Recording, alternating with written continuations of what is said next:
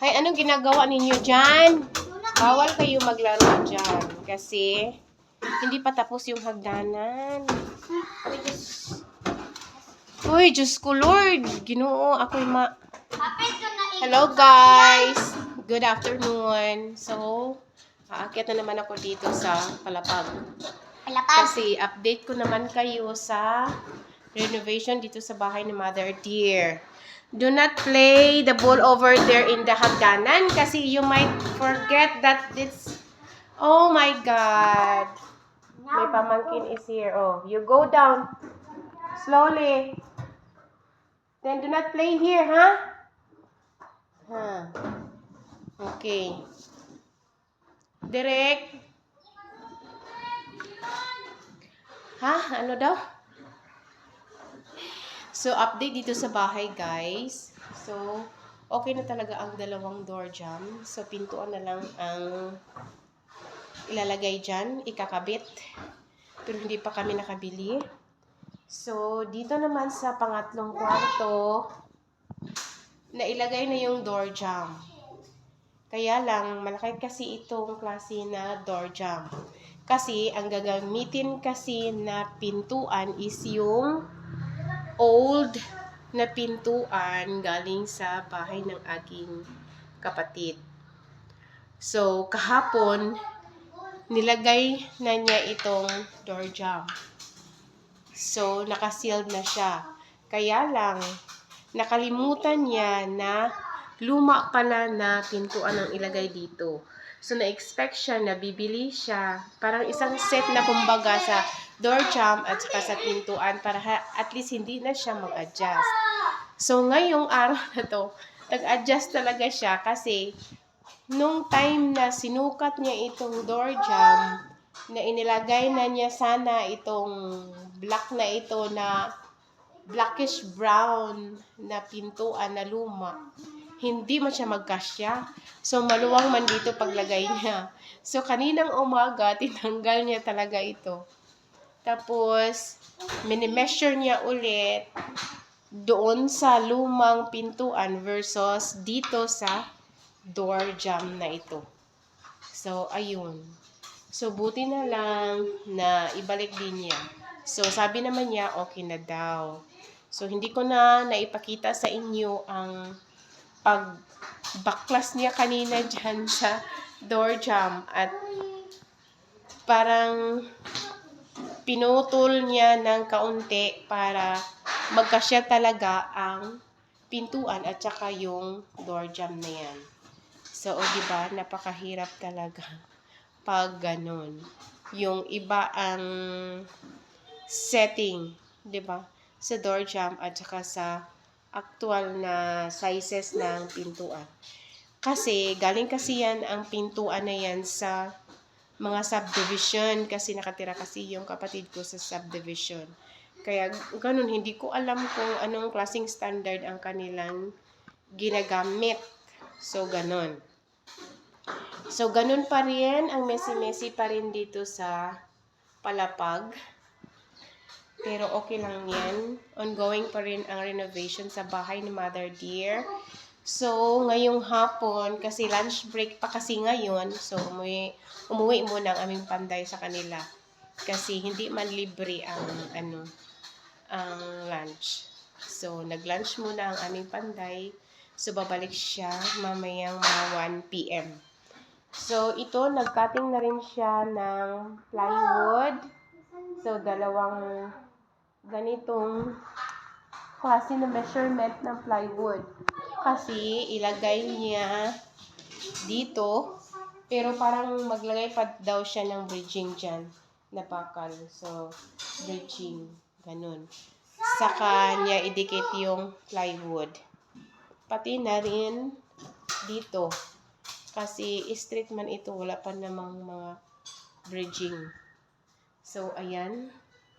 So, pag maikabit na niya ang bridging, pag malagyanan niya ng bridging, so, saka na naman niya idikit yung isang plywood dito na nakat na niya according to measurement dito sa dito na space. So, hindi pa rin siya makapag-umpisa sa paggawa ng railings dito sa aming hagdanan. So, hayaan na lang muna natin yan. Kasi, meron din kasi siyang ni-request na isa pang materyales para sa paglagay ng post railings dito sa hagdanan. Hindi ko alam kung anong pangalan yun. Basta, ipinakita lang naman niya sa akin. Basta, parang square tube din siya na maghuhold doon sa 2x2 na bakal na ilagay doon sa railings ng hagdanan. So, ayan. So, pag ganitong mga oras, guys, dito sa itaas is super duper init talaga. As in. O, diba? Ilang minuto lang ako dito. Nakipag-chikahan sa inyong harapan. Nafe-feel ko na ang adrenaline ko. Parang lumalabas na ang aking mga pawis. O, diba? Pero ganun talaga. So, magtiis kami dito pag dito na kami matulog. Kasi, yung dalawang anak ko dito matutulog. So, dyan ang isa, dito naman ang isa. Tapos, itong malaking pintuan dito din ako matutulog. So, yung mga anak ko naman, mostly magtatambay sila dito sa bahay if weekend. Kasi mostly, pag weekdays, nasa paaralan kasi sila. So, ganun. So, ako lang talaga ang maiwan dito sa bahay every weekdays. Yes. Kasi, wala man akong work, diba? So, ganun lang ang aking trabaho, kasambahay dito sa bahay ng aking mother. Kasi, yung mother ko naman is, doon siya matutulog. Pag weekend lang kasi, umuwi dito sa bahay. Si Mother Dear. Kasi, doon kasi siya nakatira sa isa ko namang kapatid. Kasi nagbabantay siya ng bata. Hatid sundo kasi siya sa school sa anak ng aking kapatid. Kaya ganun. So, malapit lang naman dito ang school. So, minsan, makikita nyo sa aking video na pumupunta dito si Mother during weekdays. Mga ilang oras lang. Tapos, pag time na siglabasan na ng mga estudyante, so, babalik na naman ang aking mother sa school. Kasi, yung pamangkin ko na nakita nyo kanina na pinagalitan ko, sinabihan ko nga na hindi maglaro dito sa palapag kasi hindi patapos yung railings. Yun, yung bata na yun ang binabantayan ng aking mother sa school. Kasi kinder 1 pa kasi siya. So, ganun. So, need supervision pa kasi. So, that's why. At saka, yung kapatid ko at saka yung sister-in-law ko is nagwo-work din kasi. So, ganun. So, si mother yung nagbabantay sa mga bata. Which is gusto naman ng aking mother. Pero, sinisweldohan naman si mother ng aking kapatid. So, ganun. So, weekend lang si mother. So, ang kwarto ni mother will be sa baba. Dito. Sa baba talaga ng hagdanan. So, ayan. So, doon siya sa baba kasi malamig man doon, hindi man mainit. At saka, para at least hindi rin mahihirapan si mother na akyat baba dito sa kanyang bahay. So, ganun. At saka, super duper init din kasi dito sa sa itaas. Kaya, good na doon talaga siya sa baba ang kanyang kwarto. So, ganun. So, ganun ang setup dito sa bahay. So, say hi to my vlog. Hi! So, pamangkin ko rin to. Isa din ito sa binabantayan ni mother. Diba? So, ang walling dito sa aming bahay ay sa kwarto pala. Single walling lang muna siya, guys. So, as you can see sa loob, so, hindi pa siya naka-double walling kasi wala pa kaming budget. So, maybe next time soon, hopefully. Ha? Silhig, nandun sa baba. Doon malapit sa kusina, dito likod sa pintuan sa kusina. Nandun. Ikaw, dahan-dahan sa pagbaba. Bakit? Saan ka magwawalis? Dito? Sa hagdan? O, sige. Tapos, gamit ka ng dustpan. Okay, kasi magwawalis daw siya. So, ganun muna ang setup dito sa mga kwarto namin. So, ganito ang itsura. Dito naman sa kabila, ganon.